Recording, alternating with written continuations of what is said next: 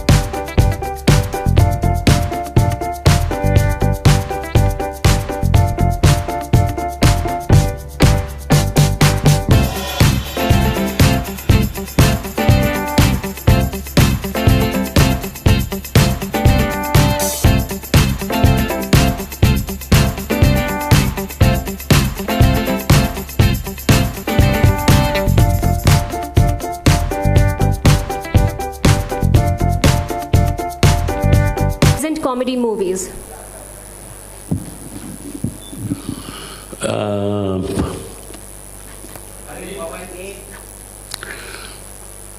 एक तो ये कि दही इतना इम्पोर्टेंट हमारे जीवन में है।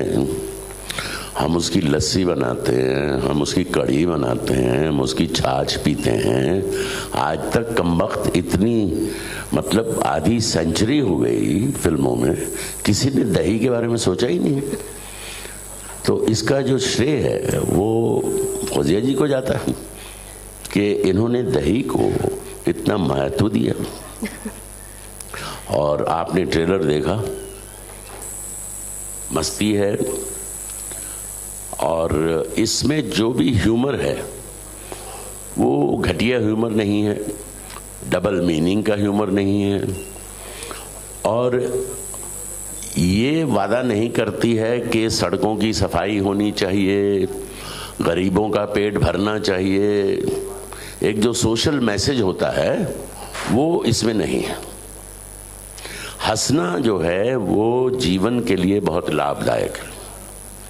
इससे आपके खून का जो प्रवाह है वो बढ़ता है और अंदर की जो आपकी सब इंद्रियां काम करती हैं उन्हें जोश मिलता है।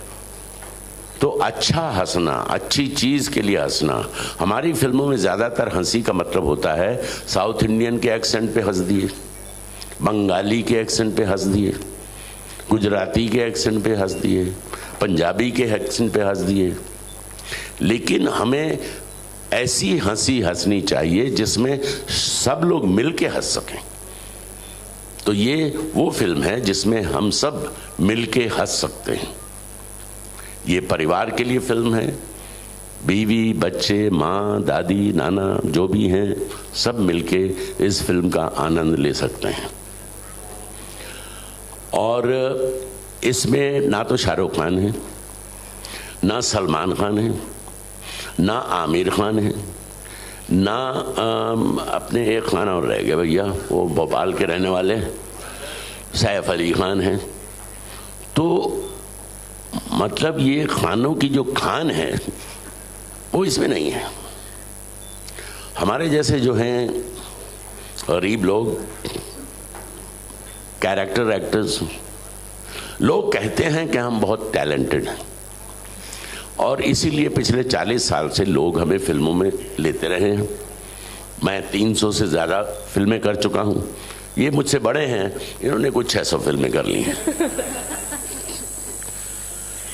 तो जो इन्होंने छोड़ी थी वो सब मैंने पकड़ी। तो बेटा कहने का मतलब ये है, एक मज़ेदार फिल्म बनाई है और ऐसी मोहतरमा ने बनाई है जिसका जिक्र हो चुका है। इस बच्ची ने बताया इनके बारे में, मैंने इनको सिर्फ एक इजाफा किया इन्होंने जो भी कहा उनके बारे में कि ये अच्छा गाती भी हैं और बड़े लगन से, बड़ी मेहनत से इन्होंने ये फिल्म बनाई है और मैं चाहता हूँ कि फिल्म कामयाब हो, क्योंकि इस तरह की छोटी फिल्में देखिए बहुत बड़ा बजट नहीं होता है इस तरह की फिल्मों का। तो उसमें आप जैसे लोगों की हमें ज़रूरत होती है, क्योंकि हम इतने बड़े बड़े होर्डिंग नहीं लगा सकते। हालांकि ये कह रही हैं कि इन्होंने तो जोर लगा दिया, ये बिल्कुल होर्डिंग लगाएंगी। बोलिए आप शिकायत करते रहते हो, कितनी बसें आपने खरीद ली? 100। अब 100 बसों पे बताइए, इनकी हिम्मत देखिए, 100 बसों पे इसके पोस्टर लगेंगे और कुछ होर्डिंग भी लगेंगे, है ना, ये वो भी लगेंगे। अब बताइए छोटी फिल्म कहाँ रही है? ये तो बहुत बड़ी होगी। बस के बाहर चली गई, बस के बाहर चली गई भैया। तो मेरे दोस्तों, कहने का मतलब ये है कि ये आनंददायक फिल्म है और जैसा मैंने कहा, ये फिल्म ये जिम्मेदारी नहीं ले रही है कि हम हिंदुस्तान से गरीबी हटा देंगे। जो बड़े बड़े भाषण देते हैं ना लोग, और हिंदुस्तान को साफ सुथरा बना देंगे। मैं उनसे ये कहना चाहता हूं कि हमें तो आपने कह दिया कि भैया कार से कचरा बाहर मत फेंको, म्यूनिसिपैलिटी को कौन कहेगा? जहां हम कचरा डालते हैं, क्योंकि हमें कहा गया है कि यहां कचरा डालो, उसको कौन कम वक्त उठाएगा? सुबह उसको कुत्ते नोचते हैं, उसको बिल्लियां नोचती हैं और बिखरा देती हैं उसको।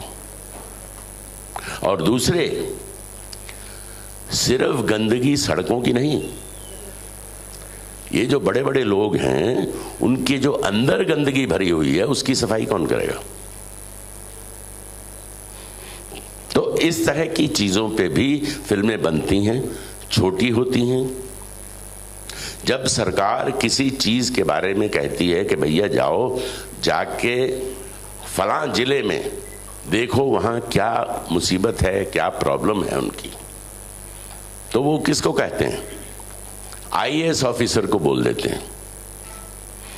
आईएएस अपना जीप में बैठता है, जहां तक उसकी जीप जा सकती है वहां जाती है, वहां डाक बंगले में बैठ जाता है और अपने लोगों को बोलता है भैया आसपास जाके देखाओ कोई परेशानी तो नहीं है, लोगों के पास पीने का पानी है, लोगों के पास सड़क है, और वो भी बेचारा जहां तक पैदल चल सकता है चल के वापस आ जाता है, सब ठीक ठाक है। तो कुल मिला के जो है सबके दिमाग का दही हो जाता है, सब उसकी लस्सी बनाते हैं, शक्कर डालते हैं, पी जाते हैं, दुनिया खुश है। जैसे हमारी टिपिकल मैं ये नहीं कह रहा सब फिल्में, टिपिकल फिल्में जो होती हैं उनका संदेश क्या होता है? उनका संदेश होता है कि देखिए ये खराब आदमी है, घटिया आदमी है, रावण है, ये गब्बर सिंह है, इसका खात्मा करना है। 11 रील तक तो वो पिटता रहता है हीरो, और बाद में रील में पता नहीं साला कौन सी गोलियां खा के आता है वो एनर्जी की, कि उसे धो डालता है, उसे मार देता है, और ऑडियंस से कहता है देखो सब ठीक है, बुराई का खात्मा कर दिया, तुम लोगों को चिंता करने की जरूरत नहीं है, घर जाओ, खाना खाओ, सो जाओ। हाँ, हमारी फिल्म में ऐसा कुछ नहीं है, समझे? तो और जो आर्ट फिल्में होती हैं वो आपको थोड़ा सोचने पे मजबूर करती हैं। ये फर्क है दोनों फिल्मों में। जैसा कि मैंने कहा कि मनोरंजन जीवन का हिस्सा है, बहुत जरूरी है, लेकिन मनोरंजन किस किस्म का हो ये भी अहमियत रखता है। तो इस फिल्म का जो मनोरंजन है वो हार्मलेस है, इसमें किसी के ऊपर उंगली नहीं उठाई गई, और हम ये सबको आनंद देगा। जैसे मैंने कहा है, ये फिल्म वादा नहीं करती है कि हम सबकी गरीबी दूर कर देंगे, सब समाज से बुराइयां खत्म कर देंगे।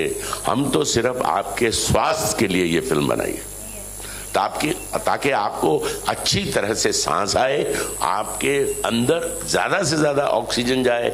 ये फिल्म का मकसद ये है, आप खुल के हंसें, जो कि बहुत कम हंसते हैं। अब आप सब मेरे साथ एक एक्सरसाइज करिए। आपके हाथ में, आप बच्चे हो, बच्चे, एक गुब्बारा है और उसमें आप हवा भर रहे हो। उठाइए हाथ, भरिए ना हवा।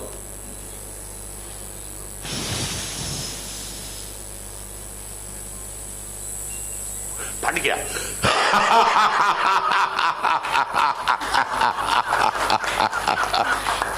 तो क्या है कि चाहे स्वाभाविक या बेस्वाभाविक, हंसना शरीर के लिए बहुत जरूरी है। धन्यवाद। Sir, my next question. Sir, my next, हाँ, अस्मा जी, बहुत खूबसूरत नाम है। उर्दू लिखती हैं आप? जी। लिख लेती हैं? जी।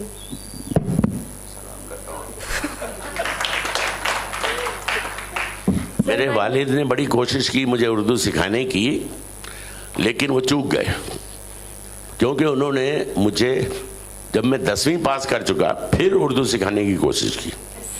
मैंने कहा यार पहली क्लास से शुरू करते तो अब तक मैं सीख जाता। भाई साहब का भी उर्दू कोई बहुत बेहतरीन नहीं था, वो पहली 2 लाइनें पढ़ते थे, बरखुरदार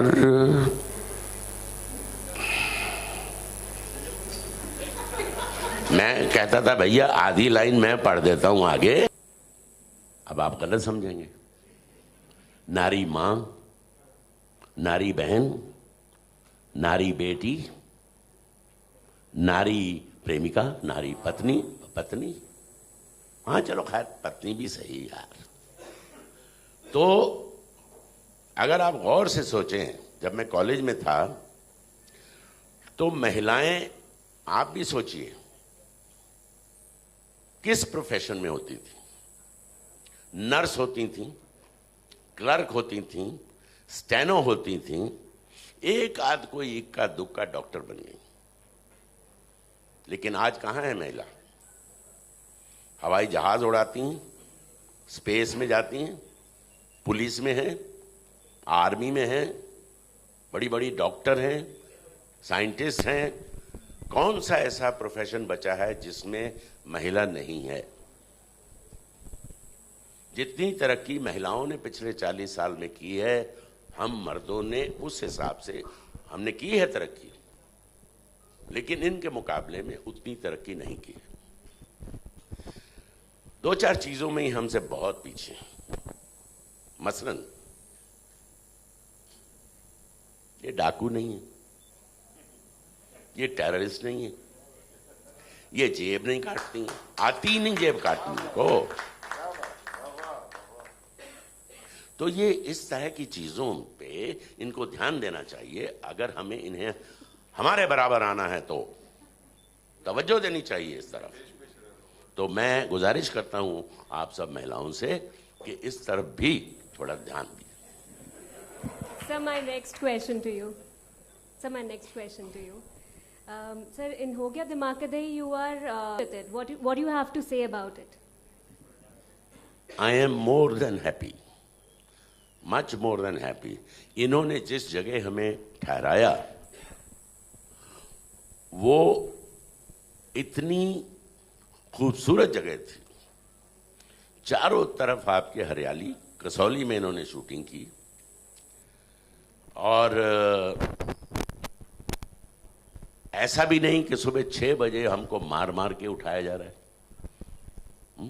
आराम से 8 साढ़े 8 बजे हम निकलते थे और ऐसा नहीं कि टेलीविजन सीरियल्स की तरह रात को लगे हुए 3 बजे तक शूटिंग कर रहे हैं, ऐसा कुछ नहीं था। ये हमने वहाँ मस्ती भी की, एंजॉय भी किया, हमको खाना भी अच्छा मिलता था। ये नहीं कि पतली दाल मिल रही है और एक सब्जी मिल रही है, नहीं जी, मटन चिकन भी मिलता था और अच्छा खाना मिलता था। और सिर्फ एक मुसीबत थी, इन्होंने जहां शूटिंग रखी लोकेशन, एक तो वो पहाड़ी के ऊपर थी, कंडा घाट जगह का नाम था, कसौली के नजदीक थी हिमाचल में। उसमें कुछ 105 सीढ़ियां थी और हम उसको 3 किश्तों में चढ़ते थे। पहले 30 सीढ़ियां, फिर रुक गए, रास्ते में चाय पानी मिलता था, फिर 40 और चढ़ गए। तो ऐसे करके मेरे जैसे बुजुर्ग ये तो एक साथ 105 सीढ़ियां, उसके बाद पूड़ियां दबाते थे, ये पराठे दबाते थे, है जी। तो माशाल्लाह। अरे भैया मेरे दोस्त, मेरी बात सुन लो यार, हैं? गरीब आदमी हूँ, सिर्फ अमिताभ बच्चन की आवाज़ सुनते हो, शाहरुख खान की बात सुनते हो, हमारी भी सुन लिया करो कभी कभी। Thank you so much, sir. Film.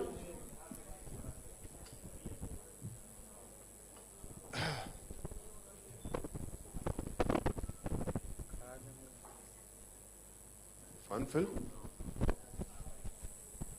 Funny film. एक तो मैं माफ़ी चाहता हूँ, मैंने 2 दिन से खाना नहीं खाया, क्योंकि क्या है कि थोड़ी फिल्में रिलीज़ नहीं हो रही हैं अभी, तो इसलिए मैं। और वैसे तो मेरे पास 10-12 सूट हैं, टाई भी है, बो भी है, लेकिन सब धुलने के लिए गए हुए, इसलिए मैं खद्दर की शर्ट पहन के आया हूँ आपके लिए। देखिए जनाब साहिबान, ये माइक ऑन है? अच्छा। जी सर, जी सर। जिस मंच पर, जिस डेस्क पर ओम पुरी साहब बैठे हैं, जिनकी आवाज़, जिनका बोलना पूरा हिंदुस्तान ही नहीं एशिया वाकिफ है, ये कई चीज़ें इनकी आवाज़ से उनका इफ्तिताह हुआ है।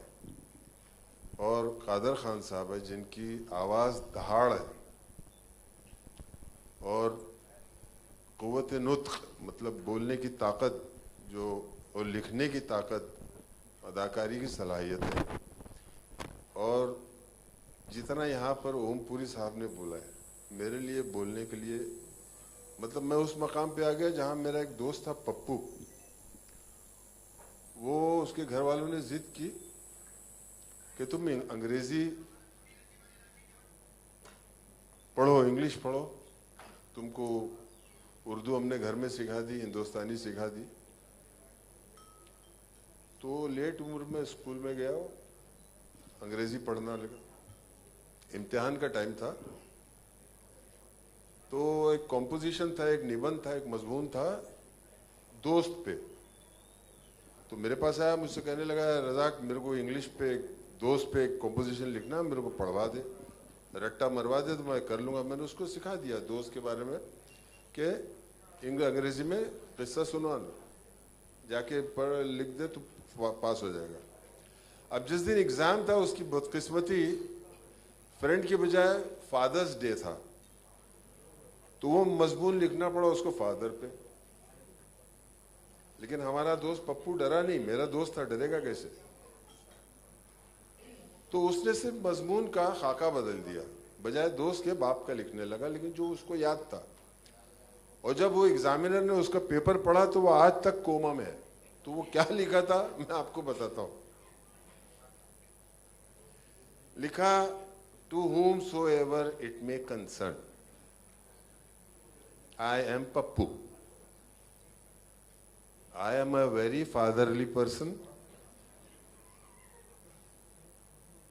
I love all my fathers.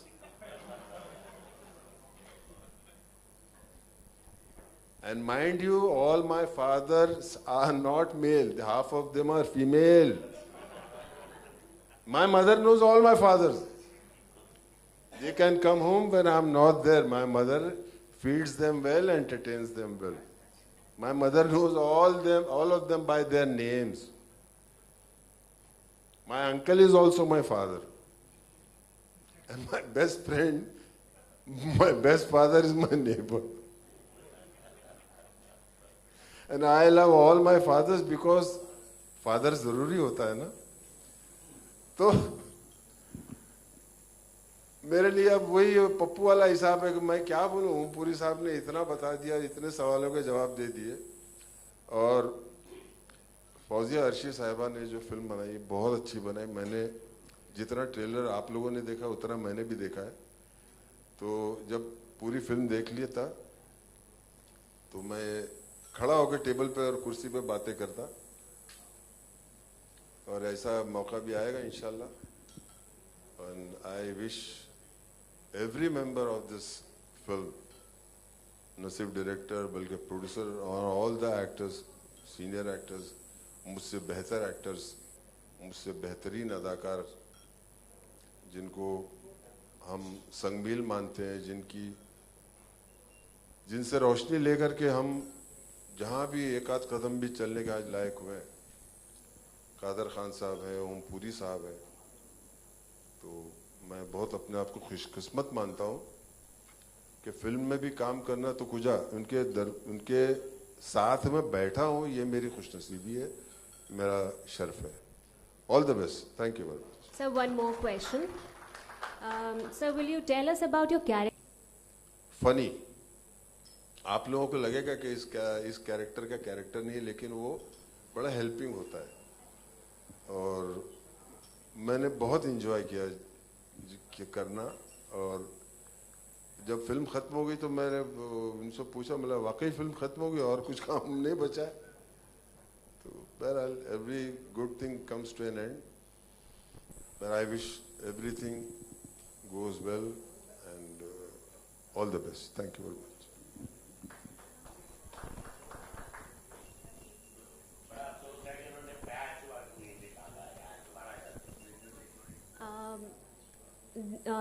We actually spoke to Kader Khan Sahab earlier. That is our exclusive interview. We would like to play the AV here.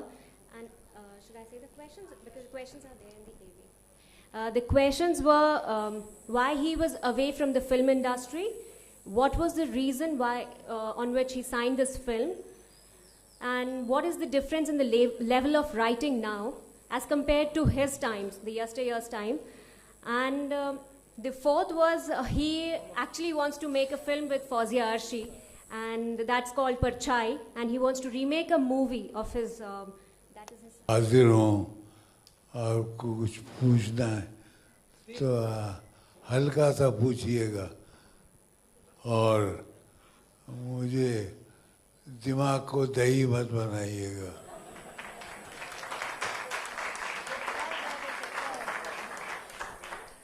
दिमाग का दही बनने के लिए मैं यहाँ नहीं आया हूँ। नहीं बनाने, पूछिए।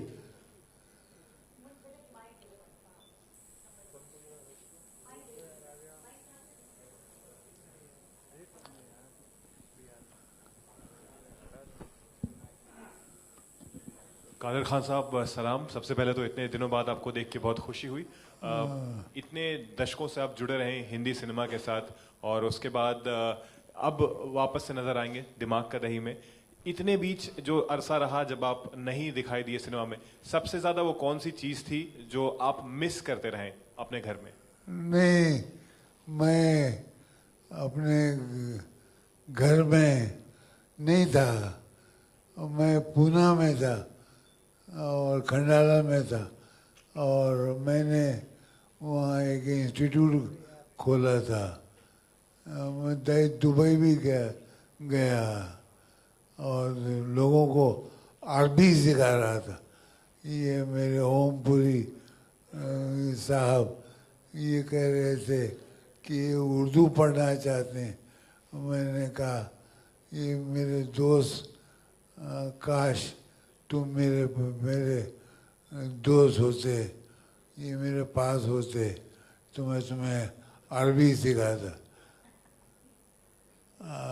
अरबी बड़ी टेढ़ी खीर है और मैं इसको सीधी खीर बनाकर और आपको दिमाग का दही नहीं बनाता।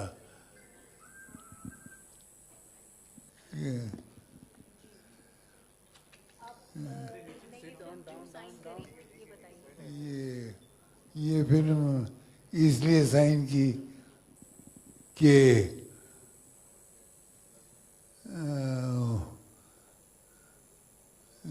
इसलिए कि दिमाग का दही बनना, लोगों का दिमाग का दही बन जाता है। जी, आपने बहुत दिन से किया नहीं फिल्मों के जरिए, इसलिए आपने। जी,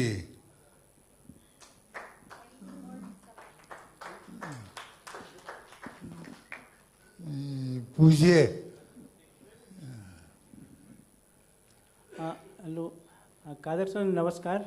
नमस्कार सर, आप एक बेहतरीन डायलॉग राइटर भी रहे हैं और थिएटर से, रंगमंच से होते हुए इंडस्ट्री में आए हैं। आप ज़बान की किस तरह से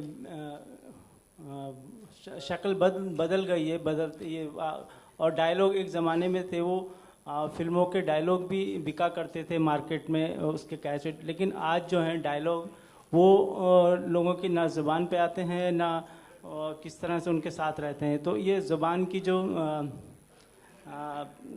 बदल गई तस्वीर है, ये किस तरह से क्यों हुई है और आप क्या किस तरह से इसको लेके? मैं कोशिश करूँगा कि ज़बान, वो पुरानी ज़बान आ जाए तो दोबारा और लोगों को यकीनन लुत्फ़ आएगा वो पुरानी ज़बान बोलकर। मैं यकीनन और कोई पूछना? कादर साहब, आप अपनी मूवी, कौन सी मूवी का रीमेक बनाना चाहते हैं? मैं 2 फिल्मों का रीमेक बनाना, एक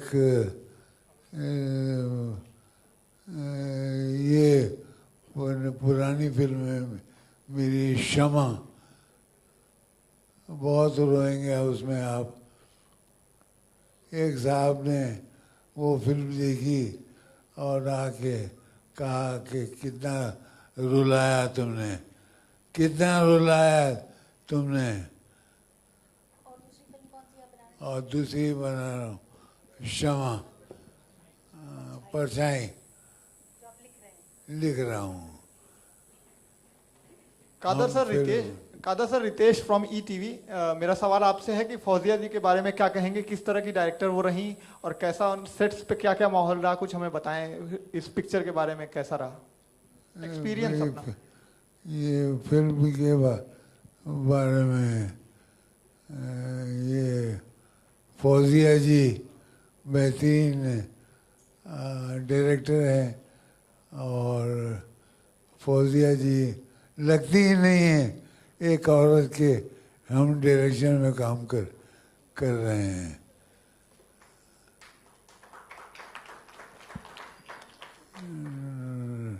बेहतरीन। ये लीजिए अपना माइक संभालिए। बहुत शुक्रिया कादर खान साहब। कोई सवाल करना चाहता है?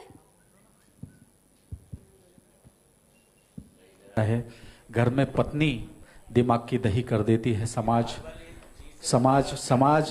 इंसान का दिमाग की दही कर देता है। तो क्या आपको लगता है कि दिमाग की दही कराने के लिए दर्शक ये सिनेमा देखने घर में आएंगे, सिनेमा घर में आएंगे? और क्या कुछ अगर आएंगे तो क्या संदेश होगा इस विषय? संदेश सिर्फ इतना होगा कि दही अगर मीठा हो तो आपको खलता नहीं है। अगर दही, किसने मेरी जेब में अपना फोन डाला है यार? मेरे पास तो फोन है ही नहीं। दही अगर मीठा हो तो खलता नहीं है, और खट्टा हो तो खलता है।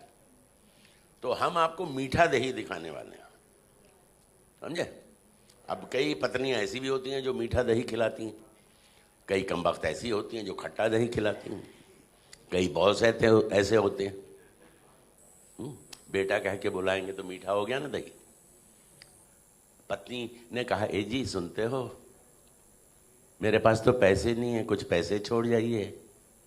और एक होती है साड़ी इधर लपेट के कहती है, अबे किधर जा रहा है, पैसे रख के जा इधर, पता नहीं तेरे को घर में राशन नहीं है, सुनते नहीं हो, कल भी बोला था। उल्लू के पट्टे। ये बाद में बोलती है जब वो चला जाता है। दूसरा सवाल मेरा ये है सर, आपसे ही है ओमपुरी साहब, कि दिमाग की दही जैसे होता है, और जब आदमी का दिमाग का दही हो जाता है तब आदमी सिनेमा ही एक ऐसा जरिया है जहाँ पे जाके अपने दिमाग को वो फ्रेश करता है। तो जिस प्रकार से आज का सिनेमा हो गया है, कहते हैं टाइम पास के लिए एक सिनेमा जो होता है वो एक धागा होता है, लेकिन उस धागे को इस तरह पिरोया जाता है कि मतलब सिनेमा इस प्रकार का हो गया है कि वल्गैरिटी ज़्यादा हो गई है, और कहते हैं कि ये सब बहुत अश्लील फिल्में आजकल दिखाई जा रही हैं। तो ऐसे लोगों को क्या आप कहना चाहेंगे कि भाई एक अच्छी साफ़ सुथरी फिल्म लोग बनाएं और दर्शकों का, जो दर्शक जाते हैं समय निकाल के, उनका टाइम पास हो और उनको एक संदेश मिले? ये ऐसा है, ये बड़ी, मैं पहले भी कह चुका हूँ, बड़ी साफ सुथरी फिल्म है। इसमें हम में से किसी ने भी कपड़े नहीं उतारे, मैं आपको यकीन से कह सकता हूँ, चाहे औरत हो या मर्द हो।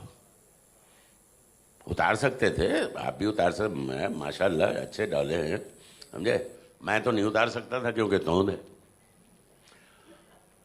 और लड़कियां खूबसूरत थीं, अच्छी थीं, अच्छे बदन की थीं, किसी ने भी कपड़े नहीं उतारे, क्योंकि हम एक्सपोज ही नहीं करना चाहते थे अपने को, एक्सपोजर जिसको कहते हैं आप। तो इसलिए बड़ी साफ सुथरी फिल्म है।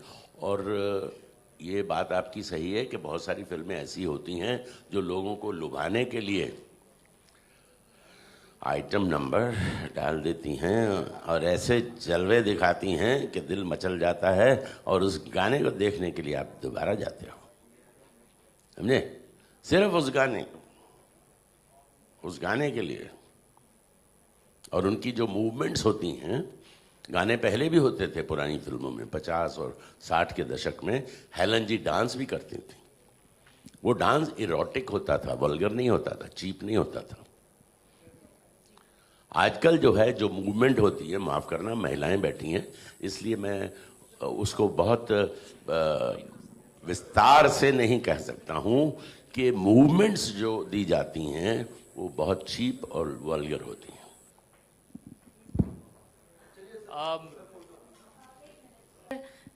कन्विक्शन है, डेडिकेशन है और सोच लिया है कि ये करना है, तो सिर्फ गुजारिश काम आती है और मेरी गुजारिश सारे एक्टर्स ने मान ली। Thank you. एक आपको 15 सेकंड का छोटा सा कादर खान साहब का जो स्पेशल प्रोमो हमने बनाया है, जो टीवी पे, टेलीविज़न पे चलेगा अगले 15 दिन बाद से, 10 दिन बाद से, वो आपको ज़रूर दिखाना चाहते हैं सर के प्रेजेंस में। दिखाइए प्लीज़, लाइट्स ऑफ कीजिए। करता हूँ, आपकी दुआएं रही और तो मैं आखिरी लम्हे तक काम करने का वादा करता हूँ।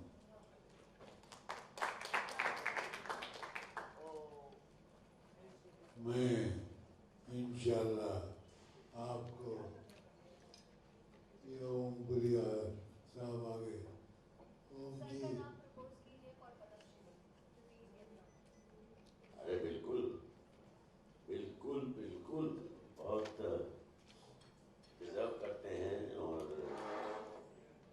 इतने सालों से उन्होंने फिल्म इंडस्ट्री की खिदमत की है, एक राइटर के बतौर, एक एक्टर के बतौर और एक ज़हीन इंसान के बतौर, तो बिल्कुल एक उस्ताद के बतौर बिल्कुल बिल्कुल ये डिजर्व करते हैं।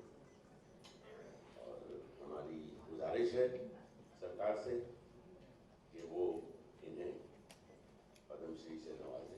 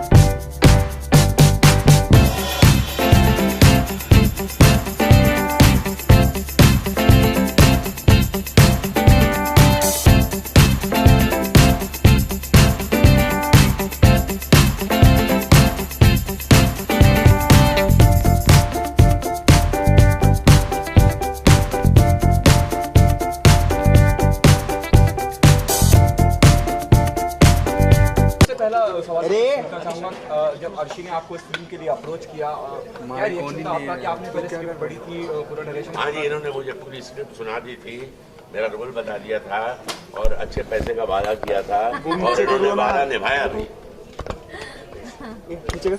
क्या फायदा? इतने सारे दिग्गज को एक साथ ऑन बोर्ड लाना कितना मुश्किल और आसान था, जहां ओमपुरी जैसे दिग्गज साहब इंडस्ट्री का। नहीं, मैं बहुत शुक्रिया कहना चाहती हूँ इन सारे लोगों का जिन्होंने मेरी गुजारिश मानी, और मैं एहसानमंद हूँ इन लोगों की जिन्होंने मुझे हाथ पकड़ के इस फिल्म को बनाने में मेरी। ओम सर, जानना चाहूँगा आपसे कैसा एक्सपीरियंस रहा? हालांकि आप बहुत बार काम कर चुके हैं, लेकिन इस फिल्म बहुत अच्छा तजुर्बा रहा। बहुत अच्छी जगह थी जहां हम शूटिंग कर रहे थे, पहाड़ी इलाका था, मौसम बहुत अच्छा था और खाना पीना रहना बहुत ही सुविधाजनक था, तो हमें किसी किस्म की कोई परेशानी नहीं हुई और हमने ये फिल्म हंसते खेलते बनाई। ओके ओम साहब, जब हम कॉमेडी की बात करते हैं, आज के दौर में जब बात करते हैं हम कॉमेडी की, कई डबल मीनिंग डायलॉग वगैरह भी आ जाते हैं, डबल मीनिंग बातें भी आ जाती हैं, तो कितनी फ्रेश रहेगी या कितना इस चीज को दरकिनार करा गया है कि मनोरंजन तो रहे लेकिन डबल मीनिंग कुछ ना हो? नहीं, इसमें कोई डबल मीनिंग नहीं है, इसमें सिर्फ सिंगल मीनिंग है और वो है हंसी। ओके, पद्मश्री की बात करेंगे खान साहब के लिए, तो आपको लगता है कि थोड़ा सा देर हुई है और कहना पड़ रहा है उस बात के लिए? ये पहले सरकार को जागना चाहिए था, इतने बड़े नहीं, देर हो जाए कोई बात नहीं, देर नहीं होना चाहिए। आप मानते हैं कि हाँ, और ये पहले काम हो जाना चाहिए था। हाँ, क्योंकि बहुत से ऐसे लोगों को भी आजकल बटने लगा है जो मेरा ख्याल से डिजर्व नहीं करते। रज़ाक साहब, आप क्या कहना चाहेंगे पद्मश्री की अगर मैं बात करूं खान साहब को लेके, और आपको नहीं लगता कि देर हुई है, पहले बहुत पहले हो जाना चाहिए था ये काम? देर सवेर से कोई फर्क नहीं पड़ेगा, जब तक है दे दो, बाद में अफसोस करने से बेहतर है अभी कर दो।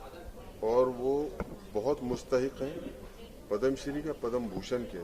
वो एक उस्ताद के तौर पे इस दुनिया में रहे हैं, एक अदाकार के तौर पे, एक हिदायतकार के तौर पे, एक राइटर के तौर पे, और बेहद कामयाब।